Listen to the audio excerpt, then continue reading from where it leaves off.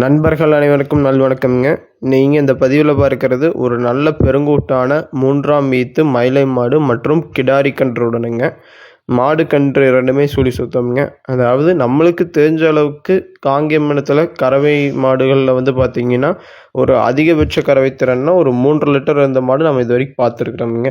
இந்த மாடு பார்த்திங்கன்னா கன்றுக்கு போக நேரம் 3 லிட்டர், ஒரு நாளைக்கு 6 லிட்டர் பால் நீங்கள் கறந்துக்கலாமுங்க. நம்ம கேரண்டீடாக சொல்கிறோம், நல்ல அதிக கறவை திறன் கொண்ட மாடுங்க. அதே மாதிரி ஷோ குவாலிட்டியும் சரி, குணத்தில் பார்த்திங்கன்னா இன்றைக்கி ஒரு கும்பாபிஷேகம்ங்க. காலையில் விநாயகர் கோயில் கும்பாபிஷேகம்.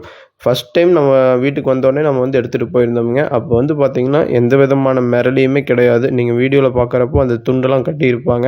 அதெல்லாம் பார்த்திங்கன்னா கோவிலுக்கு போனது தான். அத்தனை கூட்டத்தில் முன்னாடி போய் நின்று ஒரு புதுசாக ஒரு அத்தனை பேர்த்த பார்க்குறக்கு எந்த விதமான மிரளியுமே கிடையாதுங்க. நல்ல சாதுவான குணம் படைத்த மாடு.